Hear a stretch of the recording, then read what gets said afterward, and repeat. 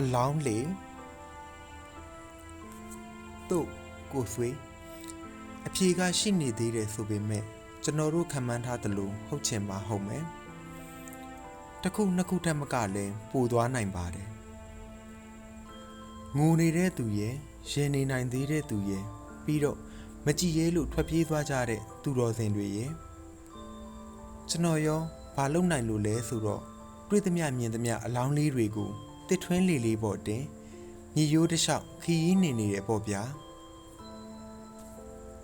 ဒီလိုတွေးထွက်တန်ယူဆက်ကပ်မှာဒီလိုကြီးကျယ်ခမ်းနားတဲ့ခေတ်တစ်ခေတ်မှာကျွန်တော်ကိုရီကိုသွေးနဲ့ကျွန်တော်တက်နိုင်တာကဒီမြတာပါပဲတာတိုင်းပစီကြီးအနံပါမဆလို့နှမြဝအထိလာတက်ခီးဆက်ကြမယ်လို့ကျွန်တော်အော်ခေါ်တယ်ဒိုခီးကိုဒိုးဆက်ကြမယ်လို့ခြီလို့ပိုးလို့အလောင်းလေးတွေကိုတယူတရနဲ့ကျွန်တော်လေပေါ်ပွေတင်တယ်ပြီးတော့အင်ဘတ်ဝိုင်းကြီးတွေကျွန်းရက်ကြီးတွေနဲ့သူတို့တယောက်ချင်းကိုလုံလုံကြုံကြုံအုပ်ပေးထားလိုက်တယ်ကမ်းပေါ်ကသာစီမိုးကြည့်လိုက်ရင်စလုံးဝိုင်းဝိုင်းလေးတွေအတန်းလိုက်စီထားတဲ့ကြပြတပုတ်လူပေါ့ဗျာ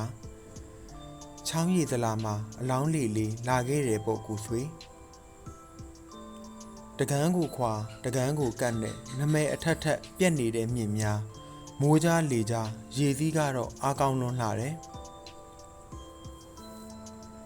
ကုတ်ကိုစိတ်က3လောင်းလက်ပံကွင်းအဆက်က2လောင်းချက်ခတ်ဝရင်တော့က4-5-6လောင်းအယိုးရှိသမျှအသားရှိသမျှနာကျင်လွန်ခဲ့ကြပြီမို့လှေဦးမှနေရာချဒီတဘဝနားကြပါစေတော့နေရာဆုံးအယောင်သွေးဆုံးပါပဲကိုဆွေကြီးထမင်းလောက်တန်းလန်းနဲ့လက်ရေးလစာအုပ်လေးထုတ်နေရင်းနဲ့အမေကိုလာမင်းထိန်ထိန်သားသလိုပြုံးပြနေရင်းနဲ့ညီမလေးကိုဂုံပိုးလာရင်းနဲ့ဝိုးရီဆူနေတဲ့စာဝါငှက်လေးကိုငေးကြည့်နေရင်းနဲ့ကိုင်းတော်ဘေးကအလောင်းမှာရင်တွေအုံနေလိုက်တာပြက်လူပြက်ဆဲကြာယိုးလေးလိုတွဲလောင်းကျနေတဲ့လက်မောင်းတစ်ဖက်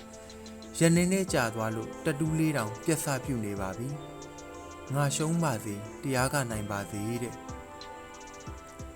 အဲ့ဒီကြပြယူလေးကိုလည်းဆရာအောင်ချင်းစီကိုရောက်အောင်ကျွန်တော်လှေကလေးနဲ့ပို့ပေးရအောင်မယ်တချို့ကချက်ချင်းကြီးတော့တေချင်းနဲ့ဘယ်အသားကျနိုင်ပါအောင်မလဲဇောက်ထူးဆွဲခံထားရတဲ့အလောင်းမှာမျက်ရည်ဟာနှစ်ဖူးပေါ်ကိုဖြောင်းမြန်စီးကျနေတယ်သူသွားနေကြလမ်းမဟုတ်လို့မျက်ခုံးပေါ်မှာမျက်ရည်စီးကြောင်ကလေးရက်နေတယ်အခုထိမချောက်သေးသလိုပဲအခုထိငိုနေတုံးလို့ပဲနာကျင်မှုဟာအခုထိဆက်ဖြစ်နေတဲ့အတိုင်းပဲခဏရက်ပေးပါလေပြင်းနဲ့တိမ်ဆုံးမှုတုံးဖွဲယုံဆိုယုံသာရွာပါခဏလောက်နားပေးပါတွားလန်းလာလန်းတာကြစီခြင်းနဲ့ဗျာမီးတွေမလောင်ခင်ကဒီနေရာမှာပန်းဝဝါတွေပွင့်တဲ့ခြံစည်းရိုးလေးရှိခဲ့ပါလိမ့်မယ်ဒီနေရာမှာကြာဆုံးသွားပါပြီဆိုတဲ့အဝေးသတင်းကိုမြင်းဆန်အော်ဟစ်နေတတ်တဲ့တပီညိုပင်လေးတစ်ပင်ရှိခဲ့ပါလိမ့်မယ်ဒီနေရာမှာနေ့တစ်လက်ညတစ်လက်ဆက်ဆက်မျောနေတတ်တဲ့အိမ်မက်စိမ်းတွေရှိခဲ့ပုံရပါတယ်ဒီနေရာဆိုတာကျွန်တော်အထင်ပြောတာပါဟောဟိုနားကကြာကန်ထိတ်မှလည်းဖြစ်နိုင်တာပေါ့ဗျာအခုတော့6တွေ့နေတဲ့ကြက်ဆန်မီလေးဟာရေတကွန်ဟောင်းတစ်ခုပမာကလေးမလေးရဲ့ရင်ဘတ်ပေါ်မှာငြိမ်သက်လို့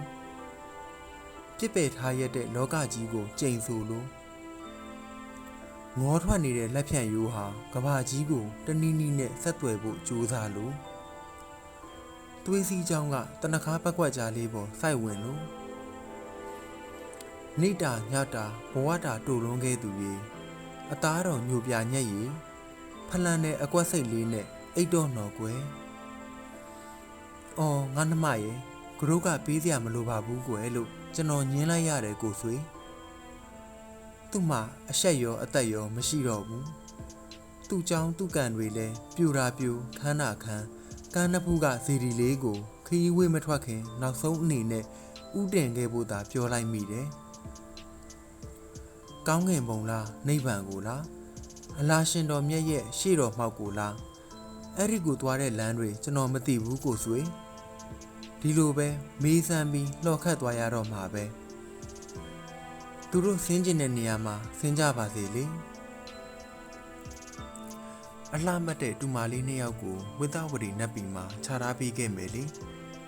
ဝိသဝရီနတ်ပြည်ကနတ်သမီးလေးလိုလှပါတယ်လို့တချင်းတော်ရှိတယ်မဟုတ်လားဗျာအေဒင်ဆိုလဲအေဒင်ဥယျာဉ်ရှိအထိရောက်စီရမှာပေါ့ဒီလိုမဟုတ်ရင်လဲနောက်နောက်ဘဝကျွန်တော်ရောခမရောအင်မတန်ချစ်ရတဲ့ယူဇနာမခင်ပြိုလေးတွေဖြစ်ကြပါစေ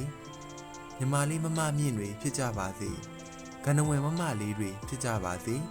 ရာမကူချီခင်ဆွေကြီးလေးတွေဖြစ်ကြပါစေ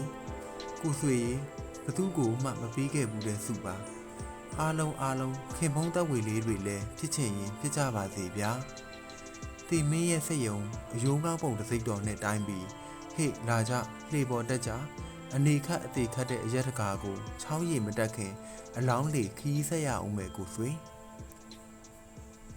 တန်းတဲ့